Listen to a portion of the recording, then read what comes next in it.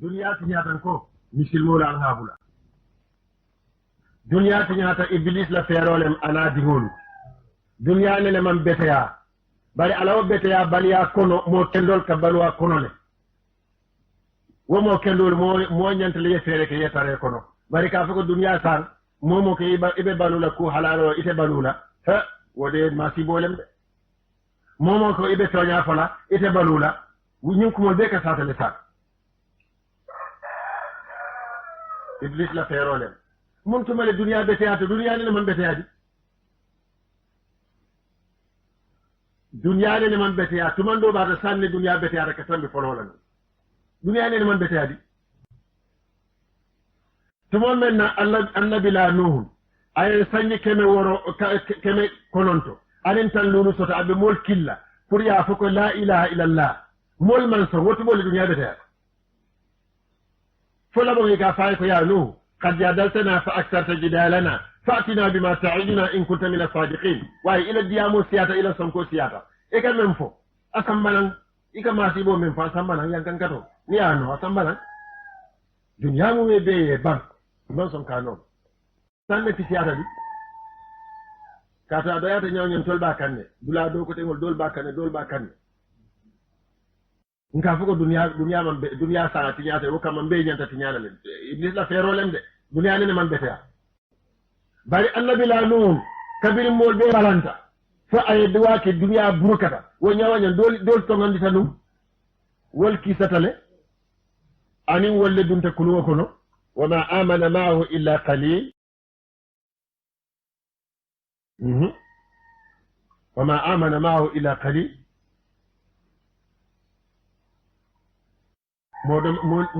مول من يان نومانو يمن سيابري بي كانتا oto misilmoti feere ka e tilin an ɗum kafunni wo men tilinta wole ka kafu ɓa wulu mi yaalon ka ɓe tilino tilin bari min tol be ko nga tilimo bula woto ate sotola buray woto ate sotola buray montemale duniya beteyata tuma men annabi la nuhun ko rabbi la tasar ala al ardi min al kafirina dayyaran kana moto duniya kono ibe halak ikay ko nuhun ila wodduwa ko layata di ako intasarhum innaka intasarhum yudillu ibadak niyetu duniya kono fanan ika molle filindi doron wala yalidu illa fajiran kafara ibika mo wunu men manke mo kurwati wotumo duniya man beteya ha muntumale duniya beteyata tuma men annabi la hud ala mol yalon ye mune fo holla ikay ko yahudu ma jitana bi bayyinatin وما نحن بتارك آلهتنا عن قول وما نحن لك بمؤمنين نو إذا من فتون ينتهي إلكم ومن كويدة إذا تمون لك أمولتي إلكم ومن كويدة إلكم ودال أكدون يوتباكي ndol man la ila ñinkum wala ko ala la yeki andum ila bita nganna jalangol bulan ta kela de maana no bitari ke alihatina wotumo de dunya betea ani wotumo dunya man betea ha montumale dunya beteata tumo men ya annabi la ibrahim mutaya faydi mbakol andu molle yaken qulna ya naru kuni bardan wa salaman ala ibrahim وأرادوا به كيدا فجعلناهم الأخسرين ونجيناه نمرود أنا لمون يا فايد مباكر فرك بلان درم مسلم يالا ولم كسونك على مكرينتي إن ينتهى بطلان وتمو فانا دنيا من بيتيا دنيا أنا من بيتيا إسي دنيا نوم فوي سجي النبي لا موسى كان النبي لا موسى كان يسبحون أبناء ويستحيون نساءهم وفي ذلك بلاء من ربكم عظيم ثم من نمو musu wuli tan ibe kono ni wuluta wollo dulata ke denano kannate wollo dulata denano wuli tan firawna nala mulu ye kannate min kamma ko firawna la man saya ke wole kanta dinnigo kambano men nyanta bo indila abe kala israelan ko ledi wo kamma kambano wuluta isa kannate wotu mo le dunya bete ata bang يذبحون أبناءهم ويستحيون نساءهم وفي ذلكم بلاء من ربكم عظيم الكريا فكوتنك وفرعون في الأوتاد دنيا نene man beteya mun tuma le duniya beteya tuma men na yahudol ya mira ko ya annabila isa ya annabila isa le mutaya pempe itolle miro alqur'ano le asofo doron bari itolle mole mutat men ni isa munum tabak ya pempen ya kununu kati alqur'ano le ko ali mo kotenne pempen bari esante bari itolle miro hani kabi ini wala be sirin iko ye isa le pempen alqur'ano le ko ma qataluhu yaqinan وما صلبوه ولكن شبه له والدنيا نene man beteya al nga seere ke nga sila alala ala nya sila ma beteya to de a beteya ta bak ando ala nya sila mo a beteya ta nyame abe koleari wala nyama sabaro dam male batine mo si sabar no yettu ala nya sila ko katu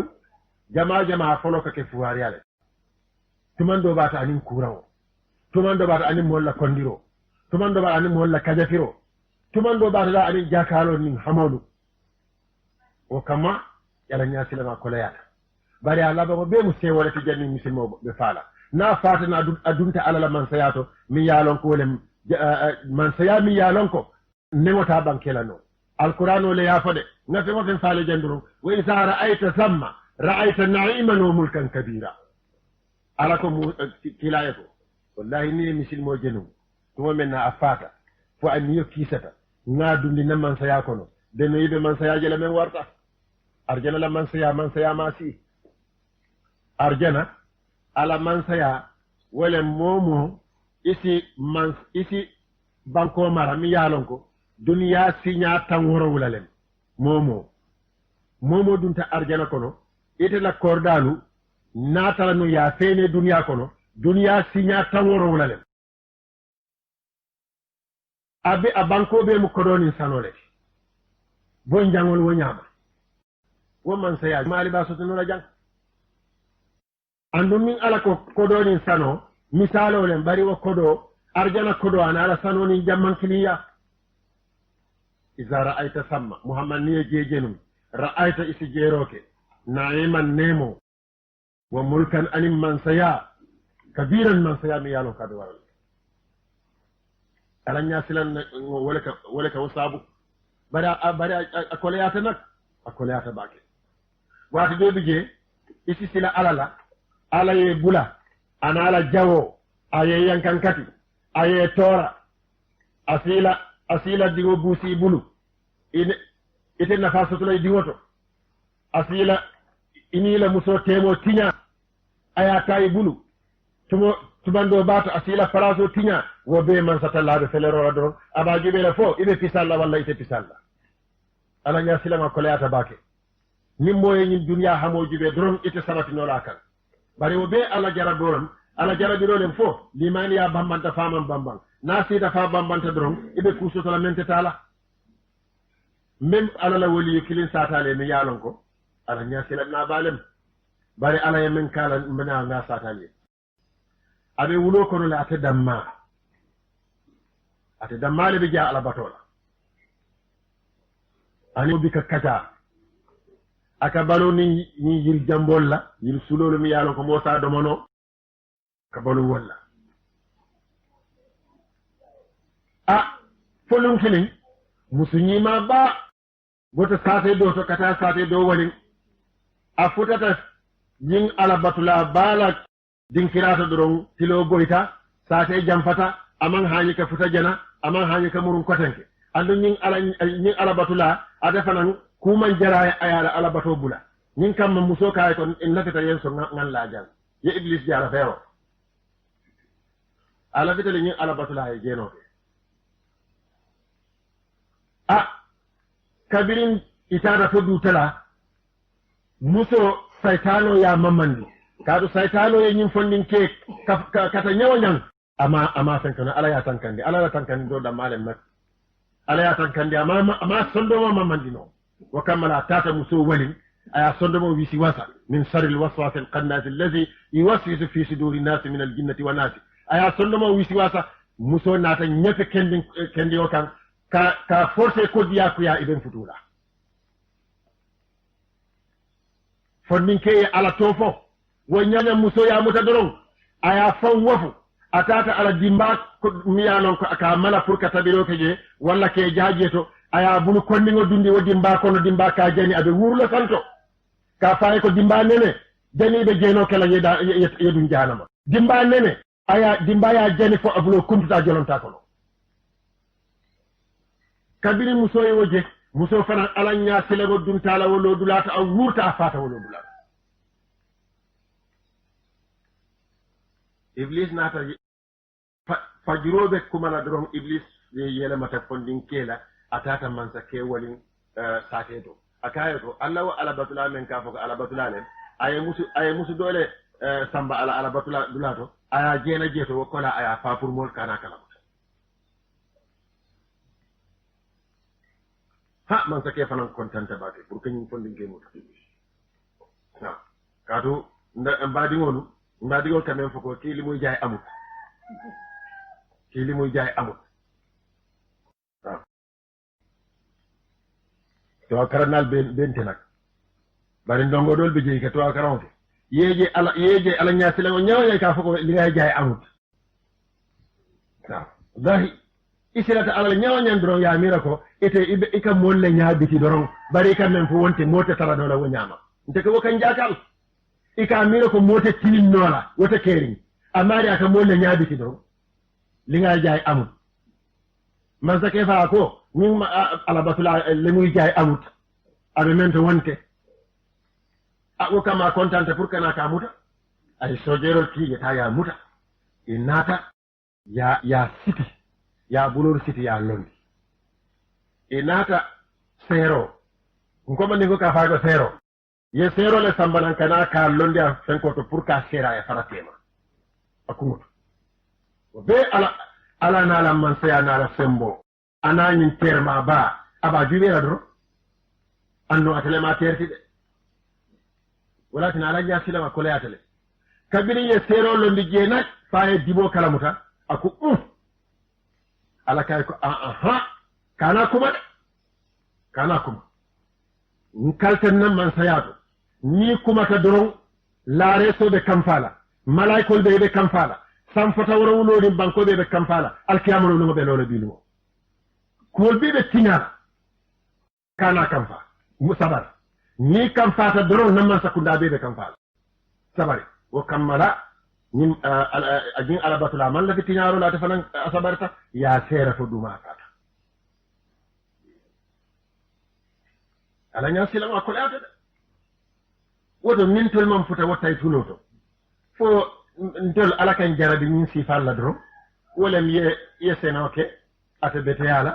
wala ye ko soto ya sunya wala ye dingo soto aya fa wo sifal doron nem bari wo yalo wo tay tulon tol man wo soto insisti fere ke nga sabar wo jarabol la na limani ya kana busi atelem sanote men ni e fere ke fa kana tela ite kilate funtila no ko tan ke jana ko sanole men nsi fere ka kana na kana te ite funtino la ko tan ke wo bun jamoto kilate funtinila استغفر لهم أو لا تستغفر لهم إن تستغفر لهم 70 مرة فلن يغفر الله لهم ala kayeko ako kilayeko ila darajo warta nyawñan kafiro data ala kuwoto niaje mol ka fako astaghfirullah signata woro wala kullole bije ala la kayeko hanna tara nun ye kafaro nyini e signata woro wala ta kila o kamara limani ya sa kanta min jarabe ndingol kana tinna pisali ndol be lampuri ne bake kato na londo man siya min kilala jamano jamfata na jamano fanan ala natake ala ye sidol ma koy londola ye duniya yirwandi fosal mbele nga duniya kanu min kama pilenol men ko ti ni dunta kono isamir ko ibe arjana le kono ibe timin na pileno kono musi nyimal be tambilela nyimbe ta latin tol bele nga duniya kanu sak bari wo nyawa nyang nkana nyina kanyina de wo ma sibole nin limani ya tata doron abanta nin limani ya tata doron abanta yanyin fondin ke fa wala nyama muso fanan fata bari kabirin fondin ke fata doron ala nata muso la niyo dunda ko ko tanka agulta alota abalut akoy ko billahi nin ndela nga toñe bari amante toñe nin aman jeno kede andu na seedo wala ma abulote ala buloji be aya jani nyame wokki jafaro wala yente fanu ala toñele de ay way fodron aboyta fata ko tan fata wala nyam inata nimi sax aya tara yaku jawo ke koy pare wa kamara limaniya asoto ko la tabak andu wolda mantide hani sahibol ila kita pisala no sahibol mi yalo kinin kila kata siri kuwol koleyata fo ila kita pisala alqur'anu ila yo pisala alqur'anu ya sa ako balaqatil qulubul hanajira wa tazunnuna billahi zunana ako mol silata le misil mol silata fo labango aka bonko isondo mol nata fo kan korol to jar wa balaqatil qulubul hanajira a istiwaro fano tabaki iko wala to la harbul ahzab arabu dunkel be ila lasilol be le kambentanu e be e bandero siti kana madina walen pour ka tutu muhammad ay mol batandi wokelo wala sahibol ci jo fara non fo labango ala yela pisalo sata ako balaqatil qulubul hanajira wa tazunnuna ikajiki billahi man satalla la karola zununa jiki sifamu medela dol ka mira ko muhammad ya mira musulma ya toñale mbang wol duta folla ba dal musulmo dal episal ta dal ntol dal malum da ñu ku sifa ala fanan ntol le ma terti a jube mi bafari ñami do isi tiltan je musulmo bi ka kino do mo fa aka jiwele mi mol mam funti ye sate be le cour momam funki dula soto madina ko watazununa billahi zununa bari ya nyawanya nga faale ko manto alla ba doron ala nyasila nare ka ala bandero la ko ala alqur'anu ya fa sata wo sura kiliyo ko ako waradallahu alladhina kafaru bighaythihim lam yanalu ghayran wa kafa Allahu almu'minina alqitala wa kana Allahu qawiyyan 'azizan wa anzala alladhina zaharuhum min ahli alkitabi min sayasihim wa qasafa fi qulubihim ru'ba فريقا تقتلون وتأثرون فريقا وأورثكم أرضهم وديارهم وأموالهم وأرضا لم تطئوها وكان الله على كل شيء قديرا عليه ولفه كلو من ناكي كل دو تنيوين كلو من ناكي كافرو البورتا إلى بانكولو على ناتاتا أيادي مثل مولا أني لنافلون بير على ياكي ولا نعمة على ياكي ولا نعمة bare ñin fonnin ke men fa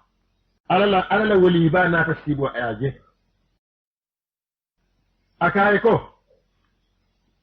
ye ala tara nyaadi le akaye ko ntenga ala tara nyaami na tara num nsi muru no duniya kono ye men kennanu ya kenna ko tan ngana muru ko sinya wuli kilin de me wala kala ni ala tara nyaami